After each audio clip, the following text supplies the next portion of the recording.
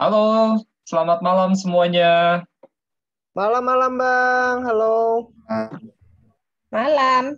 Halo Mbak Rahmi, Bro Halo, Iyo, Bro Teh. Sidik. Sehat selalu ya semuanya ya. Ya, Amin. Oke, baik teman-teman semua. Pada malam hari ini tentunya saya ngucapin terima kasih banyak ya sudah hadir, sudah mau belajar ya, sudah mau belajar tentang perasuransian. Lebih tepatnya lebih umumnya ke arah financial service ya dan financial planning.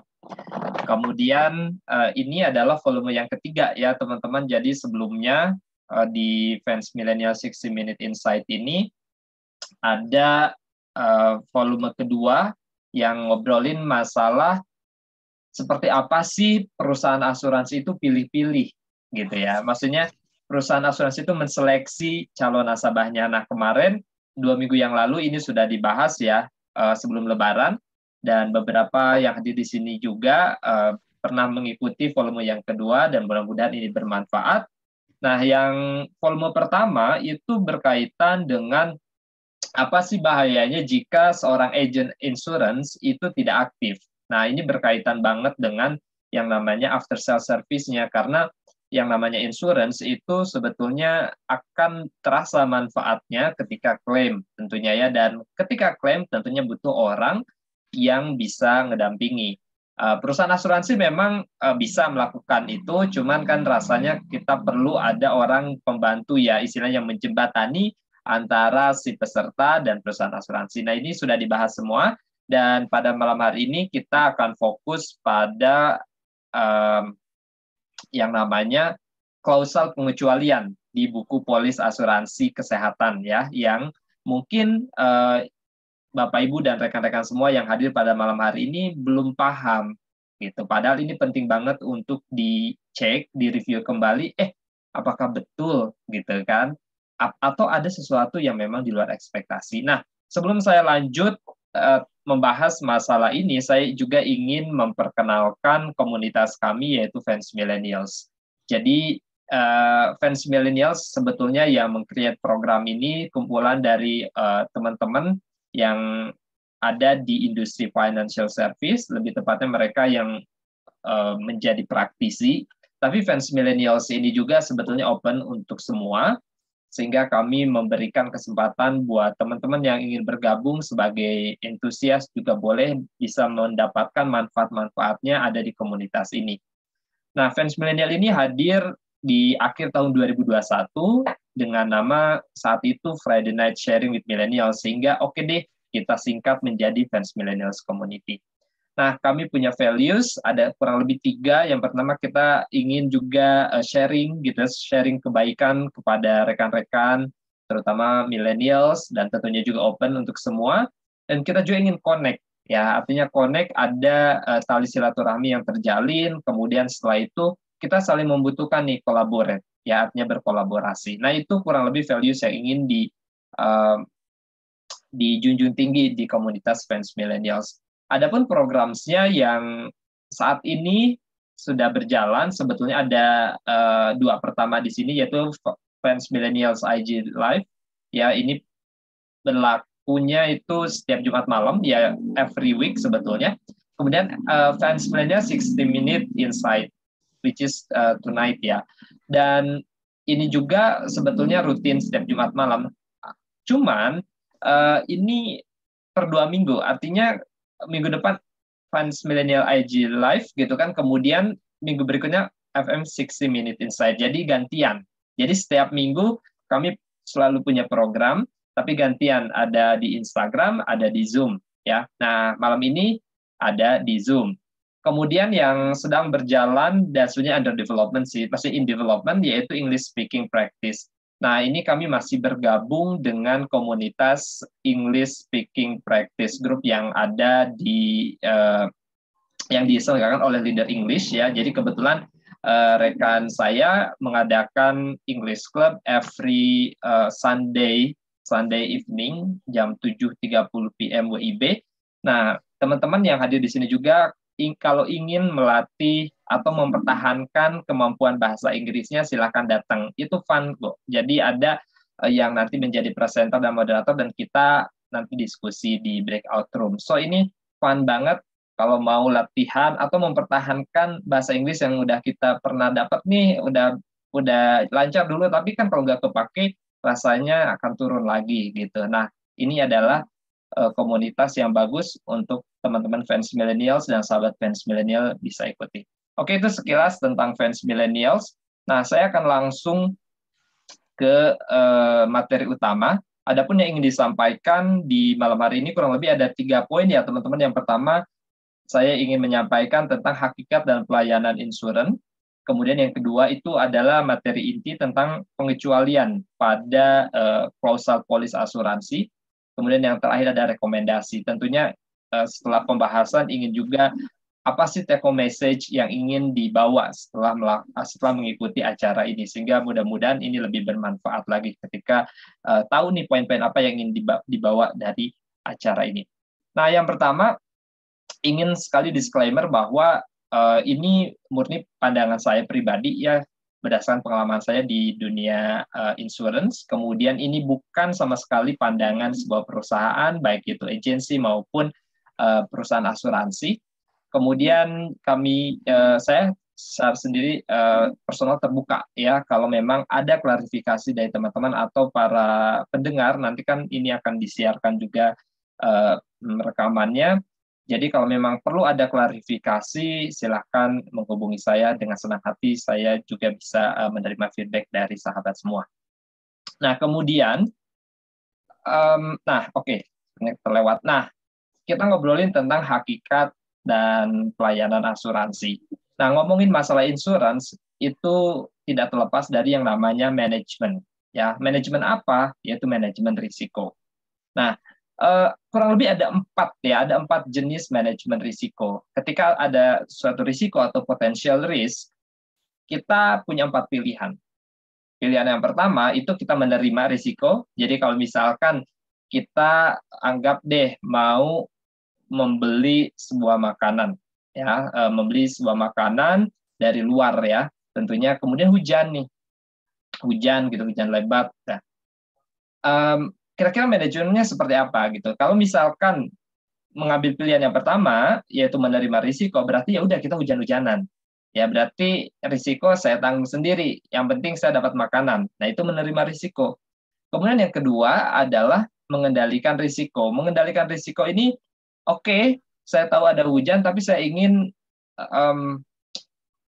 ancaman risikonya diperkecil gitu dengan cara kita pakai payung ya, sehingga walaupun kena hujan tapi kecil lah gitu. Dan itu juga tergantung payungnya. Kalau payungnya besar ya pasti lebih mengcover semua badan kita, tapi kalau payungnya kecil berarti sebagian badan kita dan sebagian lagi basah gitu. Nah, yang ketiga ya, sebelum yang atas saya ingin jelasin menghindari risiko. Menghindari risiko ini apa? Yaitu ya udah kita nggak perlu dapat makanan ya. Artinya nggak jadi beli makanan. Nah, saya takut karena hujan gitu kan, atau ada apalah risiko di luar karena akibat hujan lebat. Nah, itu menghindari risiko gitu. Nah, yang terakhir yaitu mengalihkan risiko. Nah, mengalihkan risiko ini kalau misalnya ada risiko hujan atau yang bawaannya, mungkin si orang bersangkutan akan memilih, oke, saya tahu ada risiko di luar, tapi biarlah orang lain yang terkena risikonya. Yang penting saya dapat makanan. Saya rela juga misalkan mengeluarkan uang lebih dengan cara orang lain yang membelikan makanan itu, baik itu melalui GoFood, GrabFood gitu ya. Pokoknya banyak ya yang bisa kita manfaatkan. Artinya yang menjembatani bagaimana kita bisa mendapat makanan itu tanpa kita terkena risiko. Jadi risikonya alihkan aja ke orang lain gitu. Nah, itu risk management yang umumnya ya yang berkaitan dengan risiko. Nah, lalu di mana sih posisi insurance?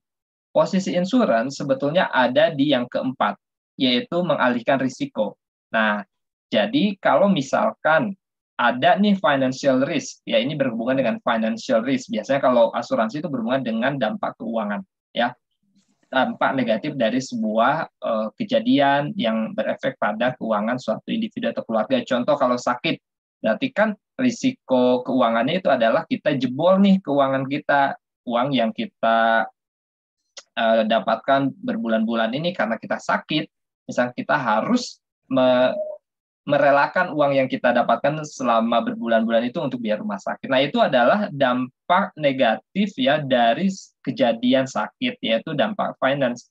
Nah, ketika kita mengambil sebuah manajemen risiko, mengalihkan risiko ke perusahaan asuransi, maka uang yang kita siapkan berbulan-bulan untuk tabungan, untuk investasi, dan lain sebagainya itu tetap terjaga. Karena ketika kita sakit, uang yang akan dipakai itu adalah uang perusahaan asuransi. Ya, pada intinya uang kita, cuman kan uang yang kita setorkan biasanya nih ya, itu lebih kecil dibanding yang udah diklaim. Tapi memang tergantung jenis sakitnya.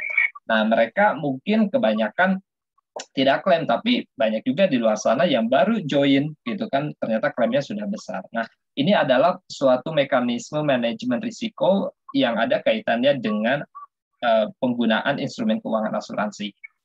Nah, seberapa penting sih insurance? Tentunya dalam piramida financial planning itu ada di level yang kedua. Jadi kalau teman-teman di sini mempelajari lebih jauh tentang perencanaan keuangan, saya yakin teman-teman tidak akan terhindar dari yang namanya asuransi. Jadi asuransi itu diakui ya teman-teman bahwa dalam dunia perencanaan keuangan pun dia ada di level yang kedua, yaitu di manajemen risiko. Jadi setelah cash flow dan manajemen keuangan kita lancar nih, ya lebih besar pemasukannya daripada pengeluarannya, kita atur sehingga ada uang yang disisihkan untuk dana darurat. Nah, baru kita mikirin nih bagaimana nih manajemen risiko, ya. Sebelum kita berpikir ke investasi, berpikir ke penyediaan yang lebih lanjut lagi ya, misalkan distribusi kekayaan. So, itu piramida perencanaan keuangan secara umum yang tentunya kalau dibahas lebih detail itu akan panjang. Tapi bukan fokus pembahasan pada malam hari ini, ya. Tapi ini hanya sebagai pengantar. Kemudian di berikutnya, saya juga ingin menyampaikan distribution channel untuk asuransi. Ada kurang lebih 4 ya, broker, langsung, bank asuransi, sama agensi. Ya, masing-masing punya kelebihan dan kekurangan. Yang pasti, kalau dengan agensi, para sahabat fans millennials yang hadir malam hari ini, mungkin kita mengenal dengan istilah transaksi sebuah jasa keuangan. Artinya ada pre-selling, ada selling, ada post-selling. Nah, kalau post-selling, ini lebih berkaitan dengan after sale service. Nah, karena ini berupa jasa, berupa instrumen keuangan ya, tentu yang ingin kita harapkan itu adalah ketika kita memanfaatkan, kita ready. Maksudnya orang yang bertindak sebagai financial consultant atau agent itu ready untuk memberikan service. Karena penting banget ada di bagian post-selling ini kesiapan dari perusahaan asuransi atau dalam hal ini agensi. Nah, berbeda dengan yang lainnya ya, kalau agensi saya rasa lebih ready ya, lebih ready karena orangnya masih ada di situ, sehingga ketika kita mau memanfaatkan asuransi itu kita tinggal kontak orangnya. Mungkin akan lebih susah dibanding broker, bank asuransi sama langsung. Karena ini kita sebagai peserta asuransi harus berhubungan langsung dengan perusahaan asuransi, ya. Nah, itu kelebihan dari servicing melalui agensi. Kemudian selanjutnya saya ingin masuk ke inti dari presentasi pada malam hari ini, yaitu berkaitan dengan kausal pengecualian pada sebuah polis asuransi. Sahabat fans millennials, saya ingin sampaikan kembali bahwa sebuah polis asuransi itu adalah kontrak hukum. Jadi di dalamnya itu ada perjanjian. Perjanjian siapa dengan siapa? Yaitu perjanjian antara peserta asuransi dalam hal ini tertanggung dengan perusahaan asuransi, yaitu penanggung. Jadi buku polis ini berupa kontrak hukum. Ya, jadi kalau teman-teman di sini punya polis asuransi, make sure bahwa ini barang berharga gitu. Di sana, di dalamnya itu ada klausal-klausal yang mengikat antara dua pihak ini, antara peserta dan penanggung, ya, antara klien dengan perusahaan asuransi. Lalu apa sih yang dimuat dalam sebuah buku polis asuransi? Ya, kurang lebih ada 3 bagian, ya. Yang pertama itu ringkasan polis. Nah, biasanya ini ada di bagian depan. Jadi kalau sahabat fans milenial bingung nih, aduh polis saya seperti apa sih? Kuasain dulu aja ringkasan polisnya. Biasanya itu ada di bagian depan dari buku polis asuransi.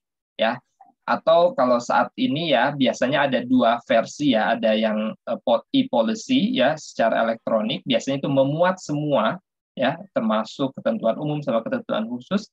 Ada yang dikirim juga yaitu ringkasan polisnya. Jadi dibikin terpisah tapi dalam bentuk hard copy ya.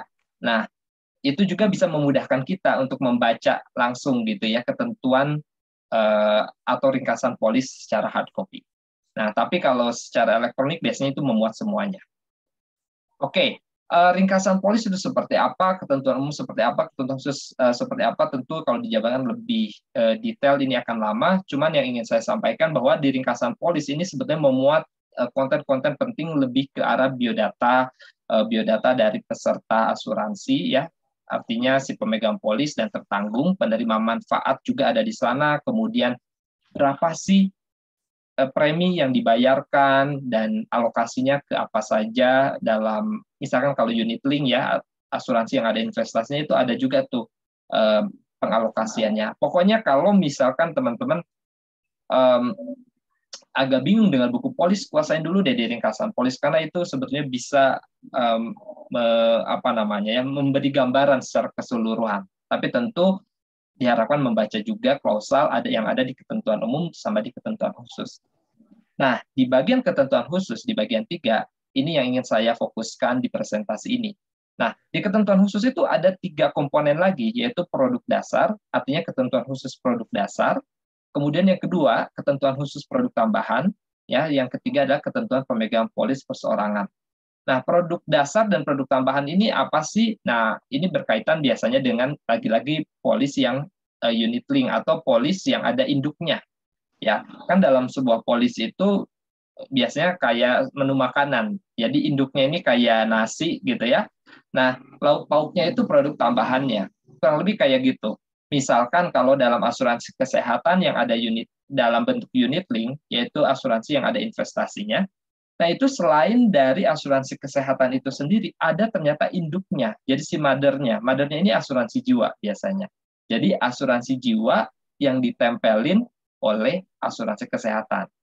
Oke, nah masing-masing ini ada pengecualian. Nah, teman-teman perhatikan bahwa dalam klausal ketentuan khusus polis itu ada pengecualian. Nah, yang ingin saya jabarkan lebih lanjut yaitu di bagian pengecualian di produk tambahan, lebih khususnya yaitu di asuransi kesehatan. Karena kalau saya bahas pengecualian di asuransi jiwa gitu ya, maksudnya di induknya itu akan panjang, mungkin nggak cukup dalam 1 jam. Oke, saya lanjut. Nah, teman-teman, saya ingin menampilkan salah satu ringkasan polis dari klien ya. Saya tutup di sini kliennya, bahwa di sini teman-teman terlihat ya bahwa dalam ringkasan polis itu ada yang namanya nomor polis. Kemudian ada pemegang polis. Pemegang polis ini siapa gitu, nomor polis ini siapa? Apa gitu, nomor polisnya berapa, biasanya dalam bentuk angka. Kemudian asuransi dasarnya apa? Nah, seperti yang saya bilang tadi, asuransi dasar ini seperti nasinya, yaitu induknya, yaitu Prulink Syariah Generasi Baru. Ini adalah asuransi jiwa. Ya, kemudian tanggal mulai berlakunya polis ini kapan? Oh, ternyata di Oktober 2020. Kemudian tanggal rujukan pembayarannya di setiap tanggal berapa? 15 Oktober 2020 gitu ya. Artinya ini bayarnya tahunan, dia setiap 15 Oktober harus dibayarkan preminya. Nah, jangan sampai terlewat nih teman-teman ya. Kita juga harus tahu kapan kewajiban kita harus dipenuhi, karena lagi-lagi bahwa polis asuransi ini adalah perjanjian antara si pemegang polis, dalam hal ini peserta atau klien, dan perusahaan asuransi, yaitu penanggung. Sehingga perjanjian ini harus ditegakkan sama-sama dengan baik. Kemudian kontribusi, ya kontribusi ini ini nama lain dari premi dalam asuransi syariah. Jadi kalau teman-teman ketemu istilah premi, ketemu istilah kontribusi, sebetulnya sama aja. Bedanya kalau di syariah itu namanya kontribusi, kalau yang di jenis konvensional itu premi. Ya. Kemudian di sini ada 2 jenis kontribusi. Yang pertama kontribusi berkala dan kontribusi top up. Nah, ini mudah-mudahan teman-teman nggak bingung bahwa semuanya ini premi. Cuman bedanya bahwa di top up ini ini fokus pada investasi ya, karena ini produknya unit link, asuransi, maksudnya ada proteksinya, ada investasinya, sehingga ada 2 alokasi dana. Untuk proteksinya sekian, untuk investasinya sekian. Nah, ini pembayarannya tahunan. Kemudian peserta yang diasuransikan ini siapa? Nah, ini belum tentu sama ya dengan pemegang polis, teman-teman. Misalkan pemegang polisnya orang tua, tapi peserta utama yang diasuransikan ini anak. Nah, jadi belum tentu sama pemegang polis dan peserta utama, ya.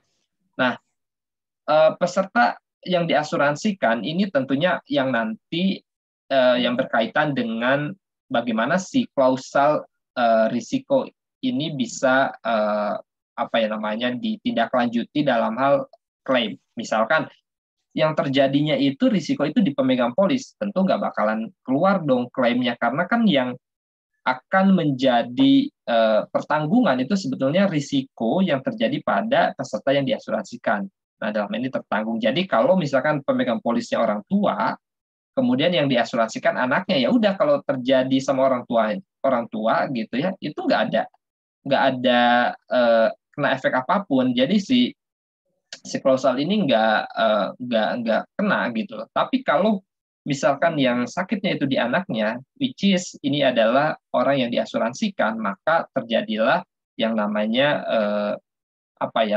perjanjian yang akan ditindaklanjuti dalam bentuk klaim.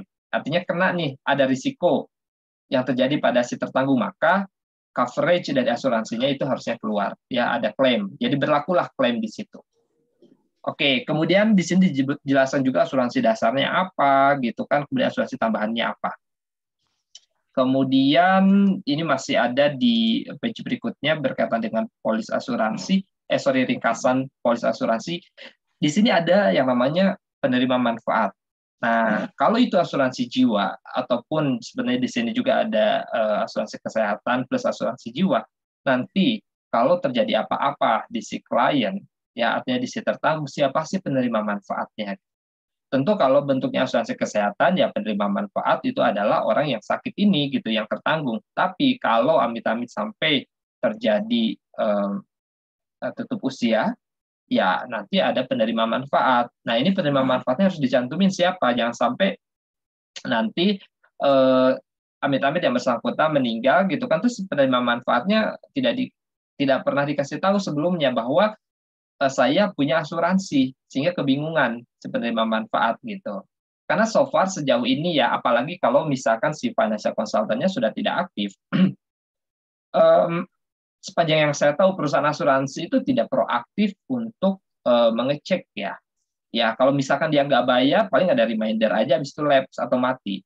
Nah, kalau misalkan yang tertanggungnya meninggal gitu kan, terus si pemegang polis dan tertanggungnya sama misalnya, terus meninggal, kalau nggak ada pengajuan klaim, perusahaan asuransi nggak bakal bayar klaim gitu. Jadi uangnya itu kayak uang yang ibaratnya nganggur gitu. Ini manfaat asuransi ini sebetulnya harus sudah dicairkan, tapi nggak ada yang ngajuin. Nah, ini penting banget bagi para sahabat fans millennials yang hadir malam ini. Ketika kita punya polis asuransi, kan pasti ada itu siapa sih penerima manfaatnya. Nah, ini kasih tahu aja ke mereka, kamu ini atau ibu, bapak, atau anak gitu ya, adalah penerima manfaat dari asuransi saya. Nanti kalau ada apa-apa di saya, silahkan kontak si agennya atau kontak financial consultant-nya, tolong nanti cairkan santunan untuk adik atau bapak ibu gitu kan. Nah, sehingga santunannya ini nanti akan dicairkan. Kalau nggak kayak gitu ya perusahaan asuransi akan diam-diam aja. Sehingga di sini penting banget punya yang namanya financial consultant yang selalu masih keep in touch. Jadi kalau ada apa-apa, biarkanlah mereka yang membantu menghubungkan antara si peserta dengan si perusahaan asuransi. Yang kemudian itu disebut dengan after sales service ya. Sehingga fungsi dari seorang financial consultant ini menyeluruh ya teman-teman.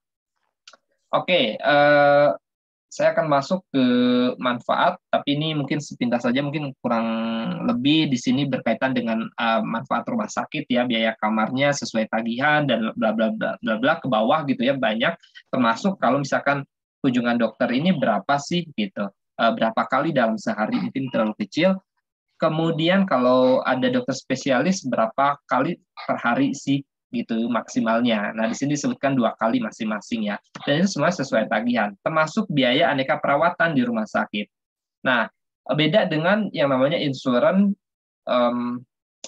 ada plafon atau batasan biayanya. Misalnya, kalau misalkan kunjungan dokter nih, kunjungan dokter nggak sesuai tagihan, berarti ya dokter akan dibayar maksimal sesuai plafon yang misalkan per harinya di sini ditulis 100.000 misal ya. Ya udah dokter ini bakal dikasihnya 100.000 gitu. Tapi kalau di sini dibilang sesuai tagihan dan maksimal 2 kali ya dokter pun nanti bisa mengasih tarif yang yang terbaik lah. Artinya servis terbaik tentu dia juga minta yang namanya fee yang terbaik gitu. Karena kalau sesuai tagihan maka kita yang punya insuran misalnya sesuai tagihan ini berhak untuk mendapatkan pelayanan yang terbaik. Artinya yang sesuai tagihan, termasuk obat-obatannya. Ya, jadi nggak ada batasan. Oke, obatnya dibatasi misalkan 1 juta. Ya, berarti kan si pihak rumah sakit harus berpikir keras nih gimana caranya pengobatan ini dikasih obatnya nggak lebih dari 1 juta, atau kalau terpaksa harus lebih dari 1 juta maka ada selisih. Nah, kalau sesuai tagihan, teman-teman, berapapun biaya obat-obatan itu akan di-cover. Ya, tentunya dengan plafon juga sebetulnya ada plafonnya tapi tinggi banget ya, bermiliar-miliar gitu. Sehingga ini akan memberikan sebuah ketenangan. Oke, ini salah satu contoh dari manfaat health insurance ya, atau asuransi kesehatan. Nah, yang ingin saya highlight sebetulnya di bagian pengecualiannya ya. Nah, teman-teman kalau lihat di sini ya, bahwa asuransi kesehatan yang di sini dia mengecualikan, aduh sorry terlalu kecil mungkin ya, silakan di ini aja, di zoom aja kalau memungkinkan. Nah, ini mengecualikan beberapa penyakit ya, beberapa penyakit. Nah, yang di list di sini A sampai F ya, sampai R itu adalah penyakit-penyakit yang dikecualikan dalam 1 tahun. Artinya kalau terjadi sakit-sakit ini dalam 1 tahun polis, 1 tahun polis pertama, maka si perusahaan asuransi nggak berhak untuk, maksudnya nggak akan mengklaim, nggak akan memberikan klaim ke peserta gitu, karena udah jelas di sini bahwa penyakit-penyakit ini dikecualikan dalam 1 tahun pertama gitu. Jadi nggak usah kaget kalau misalkan ada seorang peserta asuransi, kemudian dia amit-amit terjadi di salah satu penyakit ini, misalkan TBC, tuberkulosis, gitu ya. Dia baru ikutan asuransi bulan ini, misalkan kemudian terjadi TB di 4 bulan kemudian, misalnya ya, atau di let's say di Oktober atau November di tahun yang sama. Sorry to say gitu, si perusahaan asuransi nggak bakalan mengcover TBI-nya karena ini dikecualikan dalam 1 tahun. Lalu bagaimana kalau sudah 1 tahun gitu ya? Nah, ini nggak apa-apa, ini akan di-cover. Jadi kalaupun dia pergi ke rumah sakit gitu ya, setelah 1 tahun ini terjadi karena ada pengobatan TB, maka don't worry, harusnya perusahaan asuransi akan mengcover TBI-nya itu. Ya, terus apalagi sih yang nggak di-cover, yaitu penyakit yang sudah ada sebelumnya, yaitu ini klausal yang nomor 1, kondisi yang telah ada sebelumnya. Kalau misalkan si peserta ini ada penyakit sebelumnya sebelum masuk asuransi gitu, dan penyakit ini bisa dibilang tergolong parah lah ya gitu. Terus dia waktu membuat asuransi nggak bilang nih ke si financial consultant-nya, aku punya penyakit ini loh gitu. Dia nggak bilang, atau si financial consultant-nya ketika tanya, Bapak punya riwayat ini nggak? Atau ada beberapa penyakit ini nggak? Terus si pesertanya membohong gitu. Dia nggak memberikan informasi yang jujur. Nah, hati-hati kalau misalkan itu ketahuan, ya, misalkan ada klaim nih, ya ada klaim, kemudian ketahuan bahwa ini penyakitnya sebenarnya sudah ada sebelum perusahaan, sebelum si yang bersangkutan ini ikut asuransi. Nah, nggak usah kaget ya kalau si penyakit itu bakal dikecualikan, artinya nggak bakalan dibayarkan klaimnya. Jadi nggak usah marah-marah nih, oh asuransi bohong nih, nggak bayarin klaim. Nah, lihat dulu ada klausal polisnya loh di sini gitu loh ya. Nah, selanjutnya apa sih yang dikecualikan? Di sini ada juga yang berkaitan dengan, nah, oke, biaya yang tidak sesuai dengan kenyataan dan keperluan dan bukan biaya yang dibebankan pada perawatan suatu penyakit, cedera atau ketidakmampuan. Artinya kalau misalnya ada biaya-biaya yang di luar yang berhubungan dengan penyakitnya atau perawatan penyakitnya, ya nggak mungkin di cover dong gitu. Contoh deh misalkan even tisu gitu ya, even tisu atau ada obat-obat herbal misalkan yang saat itu mungkin rumah sakit kasih, tapi ya sebetulnya itu nggak berhubungan banget dengan penyembuhan gitu. Ya kayak tisu itu nggak bakalan di cover ya. Jadi seringkali saya melihat waktu klaim klien itu semua di cover, misalkan sampai 100 juta gitu di cover oleh perusahaan asuransi. Tapi ada yang harus dibayar 100.000, 200.000, ternyata karena tisu gitu ya.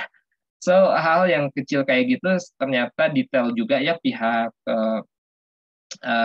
divisi klaimnya untuk memilah-milah mana sih sebetulnya yang akan dicairkan sesuai ketentuan polis, mana yang enggak. Gitu. Kemudian yang kelima contoh nih, penyakit, cedera, ketidakmampuan atau setiap keadaan yang disebabkan oleh tindakan percobaan bunuh diri. Ya, nah ini hati-hati. Kalau misalkan ada peserta nih ya, peserta asuransi, dia ke rumah sakitnya karena dia mau gantung diri misalkan, terus dia gantung dirinya nggak berhasil, ya terus dia akhirnya dibawa ke rumah sakit. Nah ini hati-hati, ini nggak bakal di cover. Kemudian perawatan untuk mengatasi kegemukan seperti operasi. Ini berkaitan dengan sesuatu yang nggak berkaitan dengan pengobatan penyakit ya. Kemudian yang ketujuh, pemeriksaan mata dan tindakan bedah yang berhubungan dengan kelainan refraksi mata, pembelian atau penyewaan kacamata atau lensa atau alat bantu pendengaran. Nah ini seringkali di polis individu ya, pemeriksaan mata dan tindakan bedah yang berhubungan dengan kelainan refraksi mata itu tidak di cover. Nah ada beberapa asuransi, biasanya asuransi corporate ya, perusahaan itu di cover bahkan sampai pembelian kacamata. Tapi kalau untuk polis individu, umumnya sepanjang yang saya tahu di perusahaan asuransi manapun itu nggak di cover. Kemudian perawatan dan atau pembedahan perubahan jenis kelamin, termasuk semua komplikasi yang terjadi karenanya ya. Ini karena tidak berhubungan dengan pengobatan. Kemudian semua jenis perawatan, pemeriksaan, pengobatan atau pembedahan gigi. Nah ini berkaitan dengan gigi juga nih teman-teman. Ini terkadang klien bingung, saya kan ini ada penyakit di gigi gitu ya, terus saya harus cabut gigi dan sebagainya. Ternyata ini nggak di cover juga ya. Jadi semua jenis perawatan, pemeriksaan, pengobatan ataupun bedahan gigi, termasuk bedah mulut, gusi atau struktur penyangga gigi secara langsung, dan pengobatan yang berhubungan dengan gigi, termasuk semua komplikasi yang terjadi karenanya, baik secara langsung maupun tidak langsung, kecuali yang diakibatkan oleh kecelakaan. Nah, kalau berhubungan dengan gigi, itu nggak bakal di cover, kecuali yang bersangkutan ini amit-amit karena kecelakaan. Nah, tapi kecelakaan pun, pemasangan gigi palsu, mahkota gigi, dan implan gigi karena sebab apapun, ini nggak bakal di cover juga. Jadi kalaupun kecelakaan, kemudian harus melakukan pemasangan gigi palsu, mahkota gigi, implan gigi, ternyata nggak di cover. Ya, mungkin yang di cover kalau kecelakaan ya pengobatan lainnya lah. Tapi kalau yang berhubungan dengan gigi, sorry, itu akan dikecualikan. Sehingga nggak usah marah-marah nih si peserta gitu ya, peserta asuransi lah, kok ini nggak di cover. Baca dulu buku polisnya, ada nggak klausa-klausa pengecualian yang memang perusahaan asuransi angkat tangan untuk bagian-bagian ini nggak mau cover. Ini berkaitan dengan cancer juga ya, nomor 11. Cancer yang tanda-tanda dan gejalanya diketahui oleh peserta yang diasuransikan. Sorry ini nggak, saya kepotong ya. Oke, ini berkaitan dengan cancer ini kan teman-teman, dalam 90 hari, misalkan gini, seorang peserta asuransi ini, dia mengajukan mengajukan asuransi bulan ini. Kemudian terjadi cancer ya. Misalkan di bulan keempat ada cancer gitu ya. Ada cancer. Nah, ini kan cancer ini sebetulnya termasuk yang dikecualikan kan di atas. Enggak ya, semua jenis oke, tuberkulosis, penyakit tonsil, penyakit kelenjar, tekanan di oke, sepertinya nggak dikecualikan dalam 1 tahun ini ya. Tapi kalau yang di sini ya, kalau misalkan ini ngalangin cancer, ada tanda-tanda dan gejala diketahui oleh peserta yang diasuransikan atau yang telah didiagnosis atau mendapat pengobatan dalam kurun waktu 90 hari kalender sejak tanggal mulai kepesertaan pada asuransi tambahan atau tanggal pemulihan polis asuransi terakhir dengan asuransi tambahan ya, termasuk yang turut dipulihkan tergantung tanggal mana yang paling akhir terjadi. Artinya, kalau dia dalam 90 hari pertama gitu ya, dia ada pengobatan cancer, itu nggak bakalan di-cover, teman-teman. Ya, intinya kayak gitu. Terus kalau misalkan ada pengobatan di setelah 90 hari gitu ya, itu mungkin di-cover. Ya, itu mungkin di-cover. Tapi hati-hati kalau misalkan tanda-tandanya itu sebetulnya sudah ada sebelum polis ini dibuat. Nah, itu akan lain cerita lagi gitu. Karena cancer ini kan sebenarnya panjang ya prosesnya. Nah, itu tanda-tandanya sebenarnya harusnya sudah diketahui gitu ya.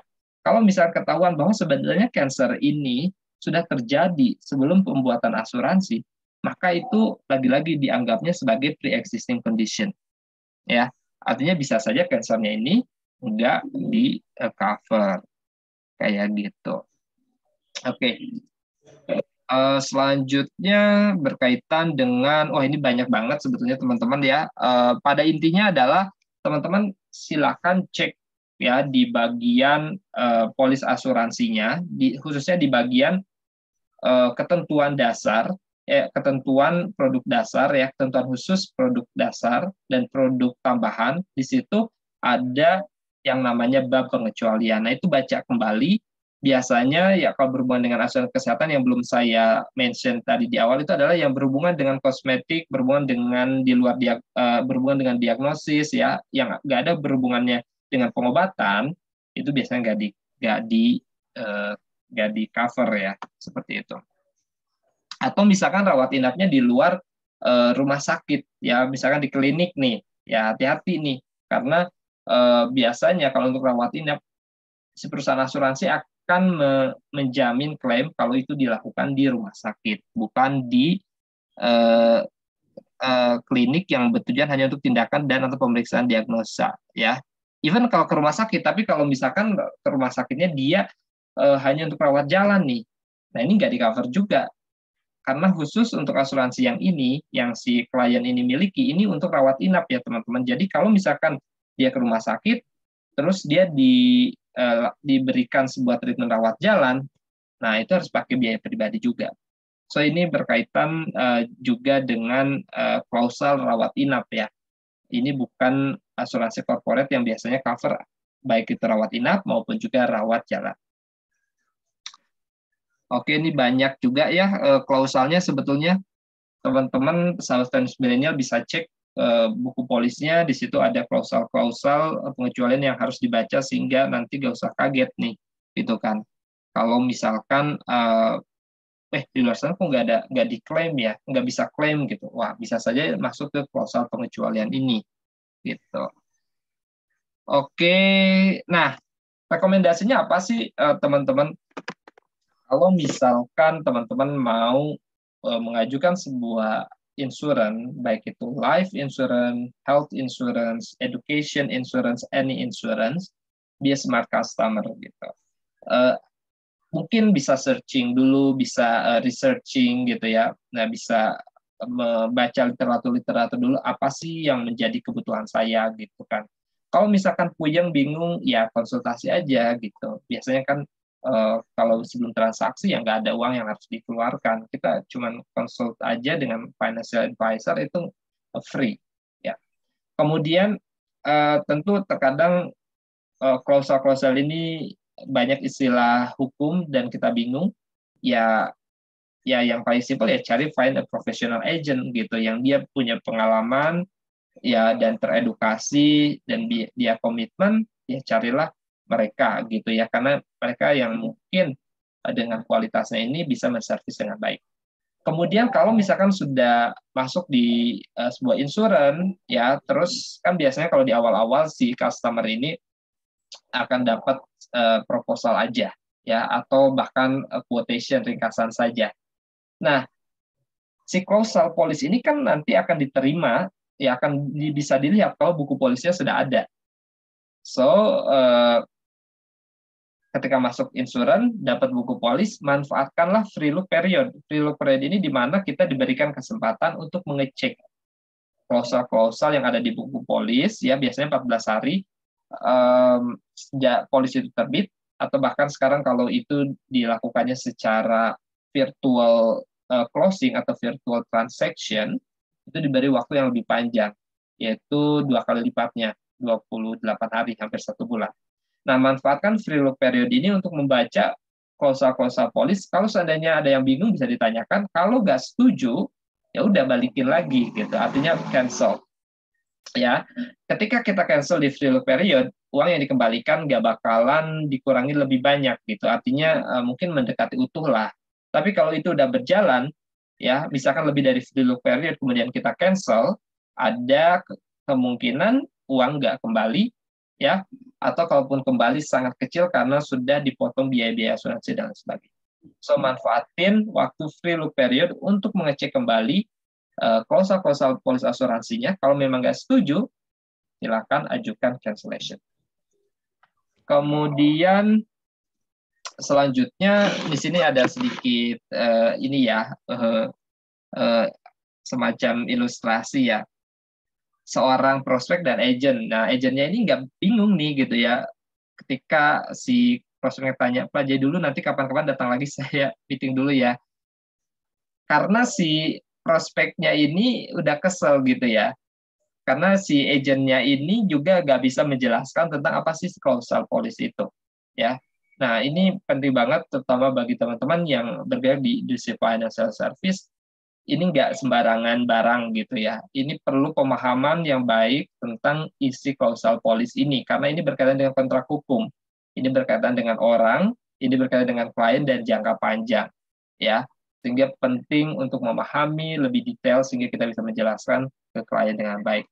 Nah, beda dengan yang ini nih, ya si prospeknya merasa tenang gitu ya, karena sudah dijelaskan dengan baik klausal-klausal di saat pembuatan proposal juga bisa disampaikan dengan baik sehingga oke, saya tanda tangan karena clear ya, karena clear dari awal. Gitu.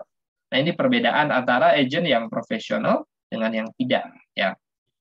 Kemudian, mungkin itu yang ingin saya sampaikan para sahabat fans milenial pada malam hari ini. Semoga ini bermanfaat.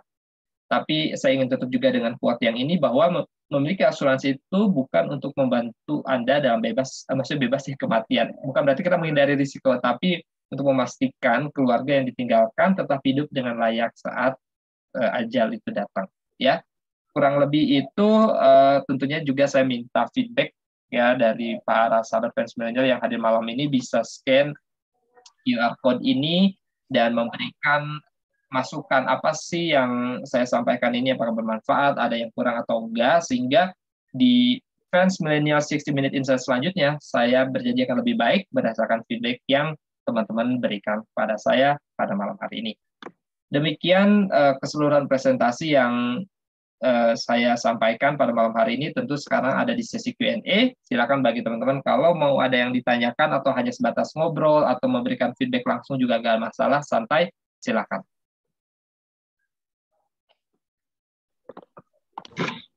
Oke, Mbak Rahmi aman? Aman. Ini apa namanya? Ngikutin apa namanya? Eagle Life tentang asuransi ini. Aku jadi ini apa namanya? Balik lagi ngeliatin polis. Maksudnya tuh balik lagi ngeliatin polisnya aku gitu. Jadi dari apa namanya? Dulu sih mamaku juga ikut asuransi ya waktu dulu. Asuransi Jiwasraya dulu ya. Oke. Dulu. Tapi di G-Life yang terdahulu kan, yang itu kan kalau prudensial itu dia harus dicek dulu kan ya, kesehatan orangnya dicek up ya. Dulu mama aku nggak pakai yang kayak gitu. Dan ketika aku masuk asuransi ini pun yang BNI Life, kalau aku BNI Life, itu juga nggak pakai cek-cek. Oke. Makanya itu pas yang kemarin pakai cek. Tapi kok kalau itu seperti asuransi Jiwasraya itu waktu dulu, yang jelas mungkin agennya cuman nyari orang aja yang mau masuk asuransi seperti juga BNI Life ya yang di bank-bank itu ya. Oh iya, bank asuransi. Kadang kan pakai telepon kan? Karena pakai telepon. Nah, waktu itu aku itu masuk yang BNI Life itu waktu itu mau apa ya urusan tuh ke BNI terus ditawarin. Terus aku pikir-pikir ya udahlah ngisiin aja lah. Aku sih nggak mikirin apa ya, nggak mikirin ke depannya, maksudnya tuh pokoknya dia cuma bilang Ibu bayar preminya tiap bulan. Ini 10 tahun ini. Oke, 10 karena ya udah biar panjang aja. ya. Nggak apa-apa sih. Cuman itu aja maksudnya ngiseng gitu ya. Hmm. Apa namanya? Bayar setiap bulan nanti pas di apa namanya habis di asuransinya itu nanti ibu bisa dapat uangnya kembali katanya kayak gitu. Ini bisa ibu gunakan untuk apa kek, naik haji kek, tukar mobil kek, dia bilang kayak gitu. Heeh. Umroh atau tukar mobil kek, dia bilang kayak gitu kan ya. Eh, jadi coba, ayo udahlah kalau kayak gitu aku pikir ya udah aku ikut aja gitu kan ya. Udah ikut Hmm. polis, dah aku simpan polisnya, gak aku baca. Oke. Ya, sebetulnya Mbak Rahmi, sorry mungkin ada yang masih ingin disampaikan, tapi sorry aku potong dulu. Perihal medical check up itu memang tergantung kondisi saat pengajuan. Ya, jadi kalau misalkan kayak Mama dulu, termasuk Mbak Rahmi sendiri kan sehat-sehat toh. Nah itu sebetulnya nggak perlu medical check up gitu. Nah Tapi medical kan check up orangnya nggak tahu, Mas. Orang asuransinya. Riwayat penyakit kita kan nggak tahu dia. nggak ditanya-tanya ya. Nggak ditanya-tanya. Oke, sebetulnya kalau untuk case yang kami biasanya at least nanya dulu nih, biasanya kan ada list pertanyaan ya. Contoh deh yang simple dalam event yang COVID ya sekarang ya, misalkan pernah terjangkit COVID nggak gitu ya. Itu ada pertanyaan atau mungkin saat pengajuan ini ada dalam proses menunggu hasil nggak? Hasil apapun itu, misalkan hasil medical check up atau hasil konsultasi dokter dan sebagainya. Nah, itu harus di-mention gitu. Nah, em, kalau misalkan dianggap saya nggak ada gitu ya, aman, sehat, terus yakin nih gitu kan, sebenarnya ada pernah sakit sih beberapa minggu yang lalu gitu, tapi sakitnya di rumah aja gitu ya. Misalkan ya sedikit kemarin pilek-pilek atau mungkin ada sakit perut gitu kan seminggu yang lalu. Nah, kalau misalkan itu tidak dirawat, ya tidak dirawat, nggak ada catatan rumah sakit, biasanya kita ya tanda kutip ya bolehlah sedikit maklumi gitu kan, karena penyakitnya pun juga penyakit yang ringan gitu ya. Nah, tapi kalau misalkan even yang ringan tapi itu ada di rumah sakit catatannya, ya misalkan let's say diare, misalkan diare, tapi diare ini ya cukup parah harus dirawat inap, biasanya ke anak-anak gitu ya harus rawat inap. Nah, terus si agen asuransinya ini datang untuk membawa apa namanya, mengatur lah ya proses pengajuan asuransinya. Karena kan yang bersangkutan ini waktu ke rumah sakit dia mungkin pakai BPJS saja gitu, bukan asuransi swasta atau even nggak pakai asuransi. Tapi saat itu dia sadar, oke saya pengen ikutan asuransi gitu, karena nggak mau uang saya habis gitu ya. Nah, dia bilang nih ke agennya, oh anak saya sehat-sehat aja tuh gitu ya, nggak pernah ada riwayat sedikit pun, even 5 tahun ke belakang gitu. Nah itu hati-hati gitu, karena si em, si anak ini ada di catatannya itu sudah ada di rumah sakit gitu. Nah itu khawatir, ya syukur-syukur kalau laki ya, tapi biasanya perusahaan asuransi itu pinter juga, dia punya rekanan ya di rumah sakit di seluruh Indonesia atau even di luar negeri. Um, Kalau misalkan ini akan ketahuan, biasanya ketahuan kalau misalkan klaim nih, klaimnya itu misalkan sebulan kemudian dia ke rumah sakit lagi, ya ke rumah sakit lagi, bawalah anak itu, kemudian ke rumah sakit yang sama, terus di rumah sakit yang sama ini ada catatan kan, terus di si dokternya dengan, ya maksudnya dengan polosnya, oh iya ini kelanjutan dari penyakit sebelumnya gitu ya. Misal dia mention itulah, pokoknya apapun tanda-tanda yang mengarah ke ada kejadian sebelumnya. Nah ini hati-hati. Biasanya akan ada investigasi atau bahkan sampai klaimnya ditolak bahwa ternyata ini sebenarnya ada pre-existing condition loh, penyakit yang ada sebelumnya yang nggak di-mention di saat pengajuan asuransi jiwa. Nah itu kegagalan klaim bisa juga terjadi karena itu. Sehingga sebenarnya kita apa ya namanya, robas dari awal, benar-benar hati-hati dari awal itu karena sebenarnya untuk kebaikan klien juga, supaya kliennya ini bisa memanfaatkan asuransi dengan baik. Dan kita pun sebagai field underwriter yang di lapangan secara etik pun ya tenang gitu, karena kita menjalankan dengan baik. Jangan sampai menutup-nutupi ada kejadian sakit gitu ya, tapi kita nggak mention dalam SPIJ. Gitu Mbak Rahmi. So mungkin harusnya sih ada sedikit pertanyaan ya, at least gitu ya dari si Agentnya, agent insurance asuransi. agentnya gitu ya. Tapi kalau lewat telepon ya biasanya nih Mbak Rahmi ya, sepanjang aku tahu kalau lewat telepon telemarketing itu biasanya dia menawarkan yang life insurance, biasanya yang nggak gede-gede amat ininya apa manfaatnya gitu.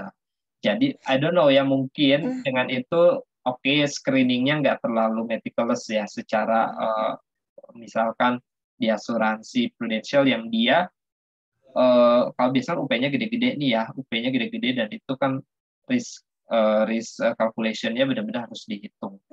Gitu. Semoga menjawab ya, Mbak Rahmi. Ya, oke, makasih. Good luck review polisnya ya, baca-baca lagi.